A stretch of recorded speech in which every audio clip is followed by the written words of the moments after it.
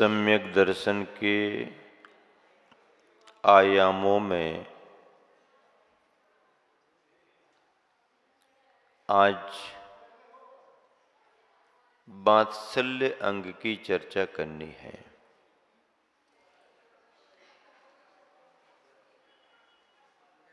वात्सल्य शब्द वत्सल शब्द से बना है और वत्सल शब्द वत्स शब्द से बना है।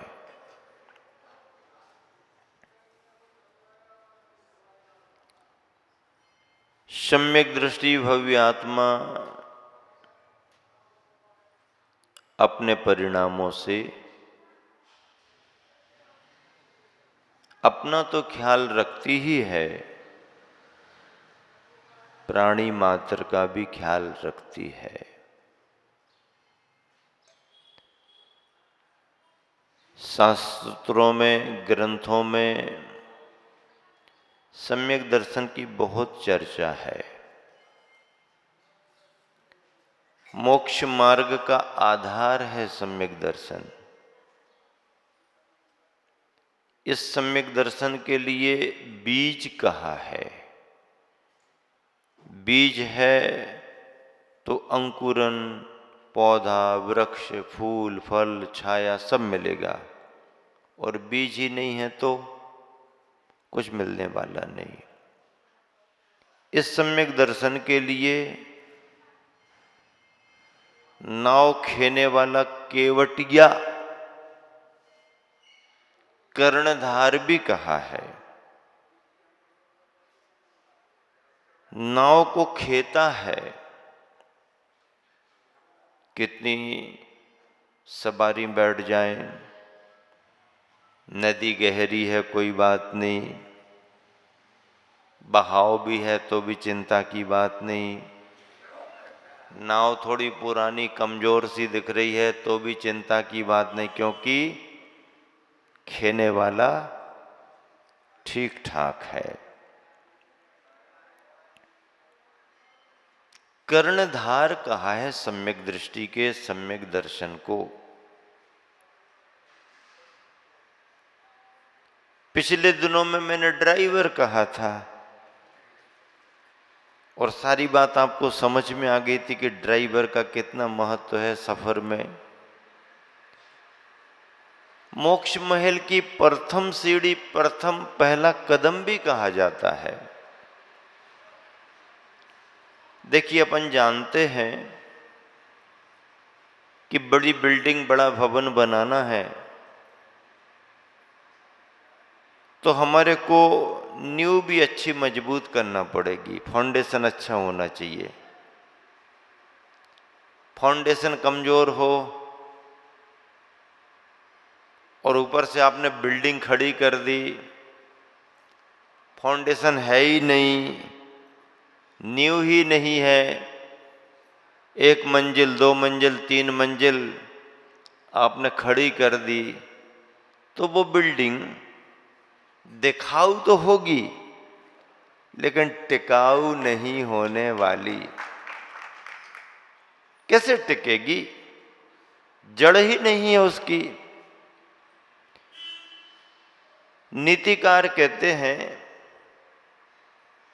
जो वृक्ष आसमान की जितनी ऊंचाइयां प्राप्त करता है, आप वहां खोद करके देखिए, उसकी जड़ें उतनी ही गहरे में जाने वाली होती हैं। वृक्ष बढ़ रहा है, वृक्ष जितना ऊंचाई को प्राप्त कर रहा है, अनुपात से उसकी जड़ें उतनी गहरे में होती ही होती है। जड़ है ही नहीं, उठा करके आपने ऊपर से ऊपर रख दिया, गड्ढा भी नहीं बनाया, जम गया, टिक गया, हाँ दिखने लगा, अच्छा दिख रहा है, बहुत बढ़िया दिख रहा, और जरा सी हवा चले, आंधी आ जाए, गिर जाएगा। ऊंचाई को पाने के लिए गहराई को पाना बहुत जरूरी है। बिना गहराई को पाए जो ऊंचाई दिखाई देती है वो दिखाऊ तो होती है लेकिन टिकाऊ नहीं होती है। सम्यक दर्शन जड़ है। इसी जड़ पर हमारा तुम्हारा जीवन टिका हुआ है। जीवन दिखाई देता है, जड़ दिखाई नहीं देती है। ऐसे सम्यक दर्शन को प्राप्त करने के उपाय, प्राप्त सम्यक दर्शन को निर्दोष बनाने के उपाय और निर्दोष सम्यक दर्शन को आगे बढ़ाने के उपाय निरंतर भव्यात्मा को करना चाहिए। सम्यक दर्शन का वात्सल्य अंग ये कहता है कि हमारे जीवन की जड़ें बहुत गहरी होनी चाहिए, तभी जो वृक्ष खड़ा होगा वो फलदार भी होगा, रसदार भी होगा और छायादार भी होगा। क्या कहा? फलदार भी होगा, रसदार भी होगा और छायादार भी होगा। ये सब कब मिलेगा? जब वृक्ष की जड़ गहरे में मजबूती से हो। एक आदमी मकान बना रहा था, मटेरियल अच्छे से अच्छा लाया बाजार से और मकान बनाने के लिए तैयारी शुरू कर दी। अब लेकिन स्थिति ये बनती कि दीवार खड़ी तो होती लेकिन कुछ समय में गिर जाती, फिर खड़ी करता फिर गिर जाती, बहुत नुकसान हो रहा था। दीवार खड़ी नहीं हो पा रही थी। उसके गांव से कोई महाराज जी निकल रहे थे, समाचार मिल गया, दौड़ा दौड़ा आया, बाबा जी कहाँ जा रहे? आगे हमारी समस्या तो सुनो। ठीक है, क्या बात है? मैं मकान बनाना चाह रहा हूं, दीवार खड़ी करता हूं, अच्छे से अच्छा मटेरियल लगा रहा हूं, लेकिन दीवार टिकती नहीं है, गिर जाती है। अच्छे से बनाओ, चलो हम आगे बढ़ते। नहीं नहीं, आप थोड़ा जरा इस तरफ से चलो तो सीधे निकलोगे, यहां से घूम के निकल जाओ। आप तो संत हो, इसी के लिए तो हो कि हम लोगों की समस्याओं के समाधान करते रहो। हाँ, क्या कहता है? इसीलिए तो आप हो ना, हम संसारियों की समस्याओं को सुलझाते रहो। अच्छा, यही काम है संत का कि दूसरों की समस्या ही सुलझाते रहे, अपना काम नहीं करना। क्या अपना काम कब करेंगे? यही बस, इतना ही, इसीलिए बने क्या?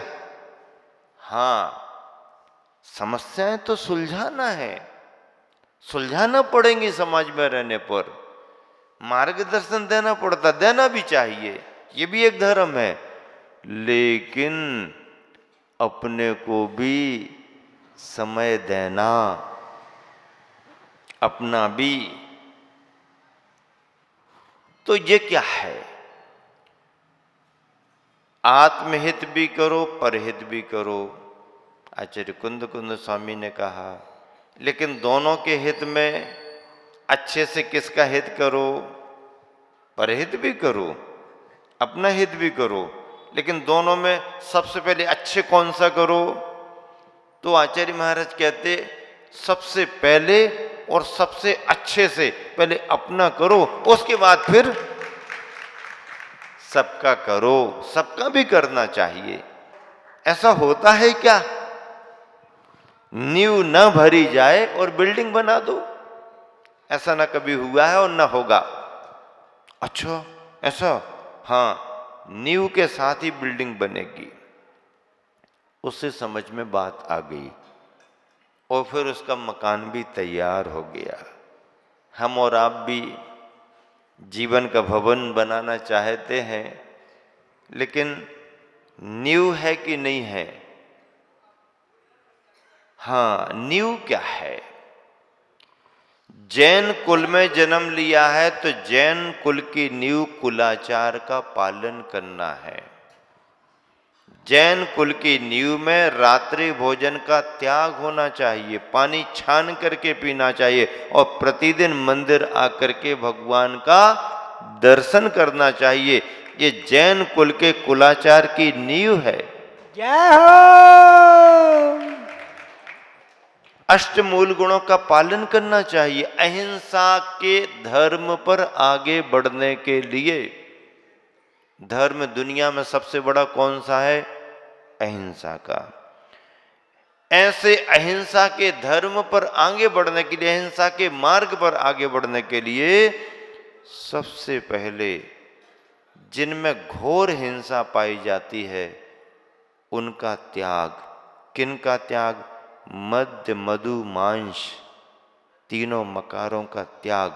घोर हिंसा, प्रत्यक्ष हिंसा, कन कन में हिंसा, तीन मकारों का त्याग।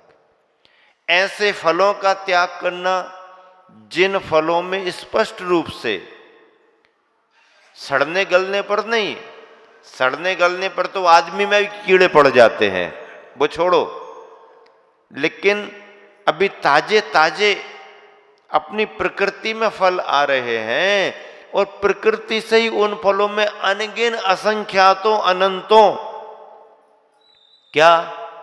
अनगिन असंख्यातों अनंतों जीव राशि भरी पड़ी है। क्या भरी पड़ी है? जीव राशि। फोड़ करके देखो, खोल करके देखो, गिन नहीं सकते आप, इतने जीव। उन फलों के खाने का त्याग क्यों करना? क्योंकि उन फलों के खाने में स्पष्ट रूप से, फल तो छोड़ दो, उतने सारे जीवों के भक्षण का दोष लगेगा। ये कुलाचार है, कुल की परंपरा है। इसी से तुम्हारे जैनत्व की नींव मजबूत होगी। और यदि ये नहीं है तो जीवन का भवन कमजोर माना जाएगा। हाँ, ये फाउंडेशन है, मजबूत करके रखो और फिर सम्यक दर्शन का परिणाम, देव सास गुरु पर श्रद्धा, भक्ति, उनके लाभ लेने की भावना, सदाचार, श्रावकाचार का जुड़ना, ये नींव है हमारी। ऐसे सम्यक दर्शन की नींव में निसंकित, निकांक्षित, निर्विचिकित्सा, अमूढ़ दृष्टि, उपगुहन स्थितिकरण के साथ वात्सल्य का अंग भी है। इस वात्सल्य का भाव क्या है? वत्सलस्य भावो वात्सल्यम, वत्सलता का भाव आना। वत्सलता का भाव क्या है? स्नेह का भाव आना, प्रेम का भाव आना। किसके प्रति? साधर्मी बंधुओं के प्रति। किसके प्रति? साधर्मी बंधुओं के प्रति। पहले साधर्मी बंधुओं के प्रति प्रेम हो और फिर सभी प्राणियों के प्रति प्रेम हो, चाहे वो साधर्मी हो और चाहे विधर्मी हो, चाहे अपनी समाज का हो और चाहे किसी भी समाज का हो। लेकिन शुरुआत कहाँ से करेंगे? अपने से शुरुआत करेंगे। साधर्मी के प्रति स्नेह भाव रखना। साधर्मी को गले लगाओ ऐसा कहा जाता है। क्या कहा जाता है? साधर्मी को गले लगाओ, गिराओ नहीं, गले लगाओ। गिरे हुए को उठाओ और अपने पास बिठा लो और उसे गले लगाओ ताकि वो बिछुड़ ना पाए, ताकि वो भटक ना पाए, ताकि वो हमारा है तो हमारा बना रहे, हमारी समाज का अंग है तो समाज का अंग बना रहे। कमजोर है चलेगा, कुछ खराब भी है तो चलेगा, लेकिन है तो हमारा। आज नहीं तो कल, कल नहीं तो परसों, कभी ना कभी हम सुधार लेंगे। बस सावधानी इतनी रखेंगे कि हम उसे सुधारें, उसका प्रभाव हम पर ना पड़ पाए। हाँ, उसका प्रभाव हम पर ना पड़ पाए, हमारा प्रभाव उस पर पड़ता रहे। इतनी सावधानी रख करके ही हम वात्सल्य अंग का पालन कर पाएंगे। गौबच्छ का उदाहरण दिया है। किसका उदाहरण दिया है? गौबच्छ का। गाय जैसे अपने शिशु बछड़े के प्रति स्नेह भाव रखती है, क्या सोच करके मैं इसे संरक्षण दे रही हूं, इसलिए ये बाद में हमारी सेवा करेगा, इसलिए ऐसा वैसा नहीं, हमारा है अपना। इसलिए गाय जैसे बछड़े को स्वाभाविक स्नेह करती है, आंतरिक स्नेह करती है, बिना छल कपट के, बिना दिखावे के, बिना मायाचारी के। जैसे एक गाय अपने बछड़े के प्रति स्वाभाविक स्नेह करती है, ऐसा ही स्वाभाविक भाव स्नेह का, प्रेम वात्सल्य का अपने अंदर अपने साधर्मी बंधुओं के प्रति आए। ये सम्यक दर्शन का वात्सल्य अंग है। इस अंग के पालन के लिए अपने हृदय को बहुत विशाल बनाना पड़ेगा। हाँ, 56 इंच कहते हैं ना, क्या कितने इंच कहते हैं? 56 इंच ना। इसका मतलब क्या होता? टीवी भी तो कुछ इतने ही इंच की होती है ना, शायद कुछ लंबी वाली बड़ी वाली आजकल आने लगी। हाँ, ऐसा सुनते हैं, हम समझते तो नहीं है कुछ लेकिन ऐसा सुनते हैं, कभी कभी पढ़ लेते हैं